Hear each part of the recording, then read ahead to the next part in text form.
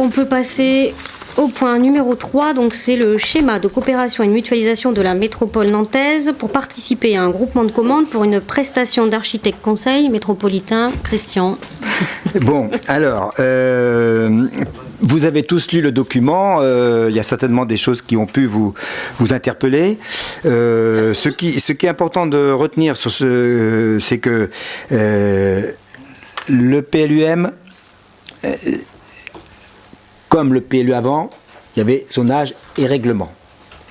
Mais le mode de faire maintenant pour un PLU n'est pas on ne s'appuie pas sur un règlement rigide. On travaille sur la notion de projet. Donc ça peut, c'est pas plus facile pour les instructeurs. Puisque il y aura des aspects architecturaux, des aspects de distance, des respects de l'environnement, environnement au sens classique du terme, ou environnement occupé par des habitants à côté. Et ce qui veut dire que l'instruction des dossiers sera quelque part plus compliquée, peut être sujette à des interprétations.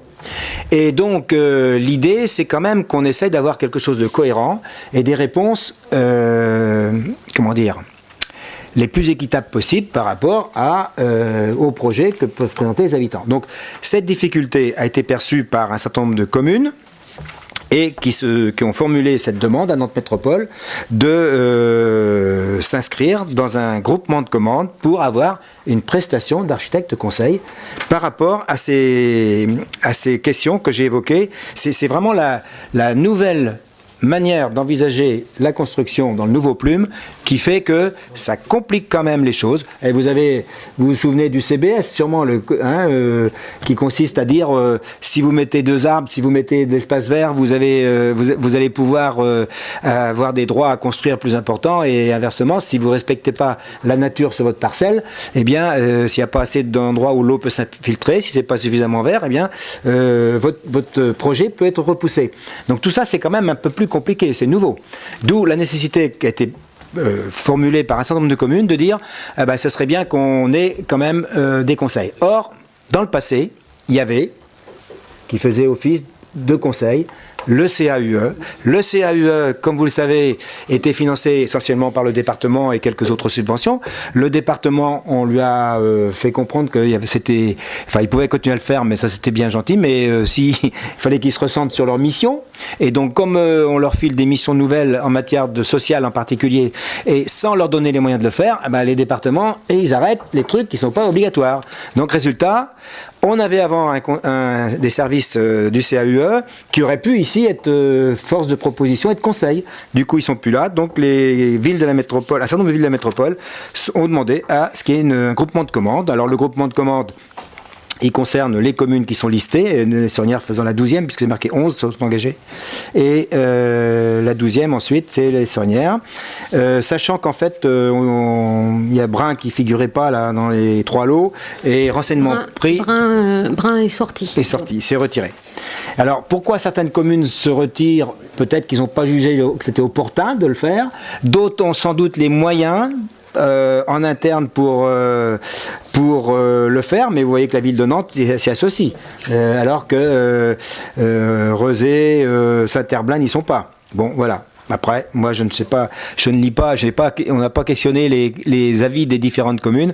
Ce qu'on sait, c'est que simplement il y aura donc 3 lots qui correspondent au cœur de la métropole et puis au côté est et ouest de la métropole. Un lot à l'ouest et un lot à l'est. Voilà. Après, il y a toutes les compétences qui sont requises pour les personnes qui seraient recrutées. Et puis, notre responsable d'urbanisme, qui est donc considéré comme l'agent responsable du marché dans la commune, on vous indique également ce qu'il doit faire. Et c'est la métropole qui passe ce marché, comme tout groupement de commandes qui associe des communes de la métropole, et les communes seront consultées dans le cadre de ce choix. Voilà.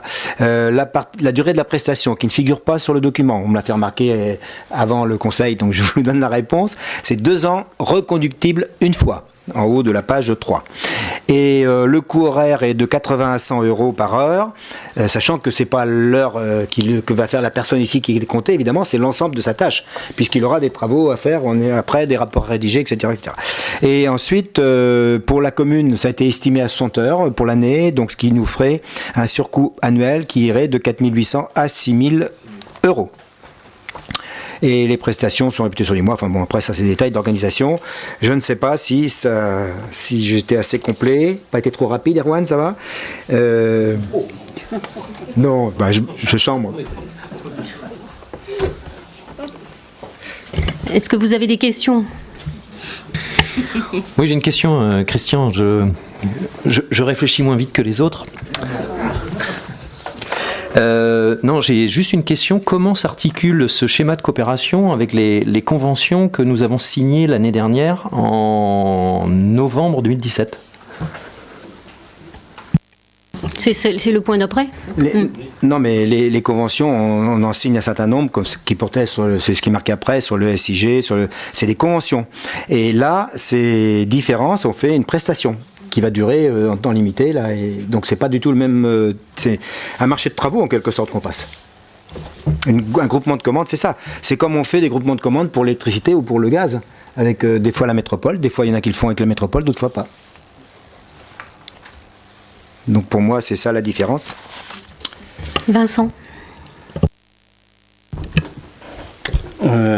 Oui, donc j'ai bien compris le surcoût au niveau de l'architecte et j'avais une question, M. Couturier a répondu un peu en partie, qui concernait l'agent. Donc l'agent, si j'ai bien compris, serait le responsable d'urbanisme. Hein, donc parce que je lisais, il a quand même une belle liste de travail qu'il va avoir à gérer, à mon avis, en plus. En plus de ce qu'il a à faire au jour d'aujourd'hui. Et en même temps, ça va y alléger d'autres choses, puisqu'il y aura un expert derrière qui sera là aussi en soutien. Donc du coup. D'accord, donc on n'est pas censé avoir un surcroît de travail non, pour lui. En tout cas, c'est pas ou à un quelque moment chose donné, ça va bloquer. Il nous a pas du tout alerté là-dessus. Il a dit justement que pour lui, c'était un véritable soutien et que c'était. Il a accentué quand on en a parlé. Effectivement, il disait que c'était vraiment un soutien pour lui. Plutôt l'alléger que bah oui, et surtout quelque chose de cohérent. C'est ce qu'il faut retenir, en tout cas par rapport à ce PLUM. Ouais. Ok. Oui. Oui, juste une remarque. Je suis un petit peu étonné, Christian, par exemple, que tu vas peut-être pouvoir répondre, qu'il n'y a que 11 communes qui se groupent. C'est-à-dire qu'il peut y avoir une harmonisation au niveau de ça par rapport à l'architecte, enfin la personne conseil, mais il peut y avoir une interprétation différente avec les autres communes. C'est-à-dire que le PLUM va être interprété un peu différemment d'un bout à l'autre de la métropole. Bon, je pense que il y a aussi justement le regroupement par bloc là, le lot est, ça correspond à l'organisation de la métropole en matière d'urbanisme. Il y a des DTA, des directions du territoire, je ne sais plus comment ça s'appelle, DTA, Monsieur Péché, vous ne savez plus. Oui, enfin bref. Non. Direction territorialisée, oui. Pour le secteur, il y en a 4 en tout, au nord-est, au sud-est, et quand il y a des sujets comme ça qui arrivent, ou qu'il y a des communes et des doutes, ils peuvent aussi leur demander, et eux, ils assureront quelque part un niveau supra, la cohérence et l'organisation, tu vois.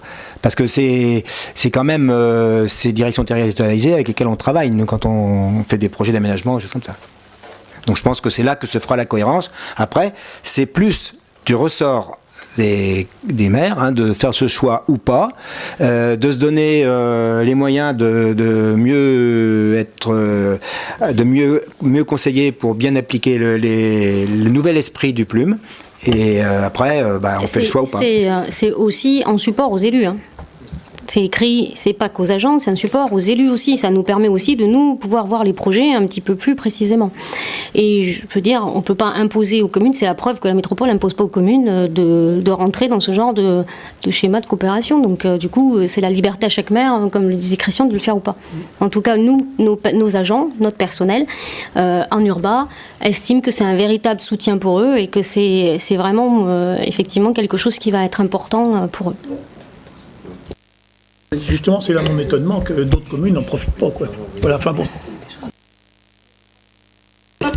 Il y a des communes plus importantes qui ont des équipes beaucoup plus étoffées et qui ont notamment des architectes au sein des équipes d'urbanisme, et cela permet justement d'avoir une certaine cohérence. Nous, chez nous, notre service urbanisme n'a pas cette compétence architecturale qu'on pourrait trouver chez d'autres communes. Cathy? Ouais, du coup, moi j'ai une question par rapport à ce schéma là où ces experts qui viendront nous aider. Est-ce qu'on pourra éventuellement venir les promoteurs par rapport à certains projets qui peuvent nous apporter, nous être amenés sur la commune? Alors moi j'avais envie de vous proposer ce soir qu'on ait une réflexion sur une charte en fait d'urbanisme qui nous permettrait en fait, parce qu'on le voit, on a de plus en plus de projets qui sortent, qui sont sur du terrain privé, donc où on n'a pas la main pour stopper, sauf si ça allait pas dans le cadre du PLUM demain et du PLU aujourd'hui. Donc l'idée de cette charte, ça serait de la travailler, en tout cas de sortir quelque chose effectivement d'un document qu'on pourrait imposer du coup aux promoteurs en l'étudiant en commission urbanisme, c'est-à-dire avec quel point, qu'est-ce qu'on fait pour mettre un cadre un peu plus, en imposant un cadre un peu plus sérieux qui permettrait peut-être de présenter en amont aux riverains le projet, de mettre un cadre un peu plus serré qui permettrait de pouvoir maîtriser ce genre de projet où, je le répète, on n'a pas la main puisque c'est des choses qui sont des parties privées, donc le propriétaire a le droit de vendre au plus offrant s'il a envie un projet immobilier qui ne plaît pas aux voisins, dans la mesure où il fait partie du règlement et qui fonctionne, la mairie ne peut pas le stopper. Donc en mettant en amont cette charte en place, en la réfléchissant, d'autres communes en ont déjà une, hein, donc c'est pas, voilà, de réfléchir à la nôtre en commission urbanisme pour voir quels critères on peut mettre pour effectivement avoir la main un petit peu plus sur ces projets-là. Donc si vous en êtes d'accord, c'est quelque chose qu'on pourrait travailler en commission urbanisme notamment.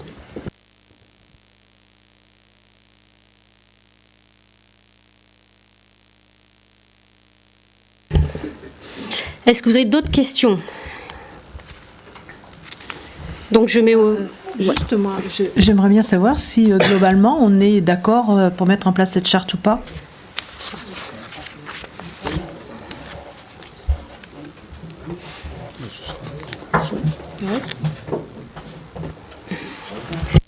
À mon avis, on peut être que d'accord, et ça pourrait peut-être également nous préserver un petit peu d'avoir des fois des permis qui arrivent subitement où on est pris dans le temps.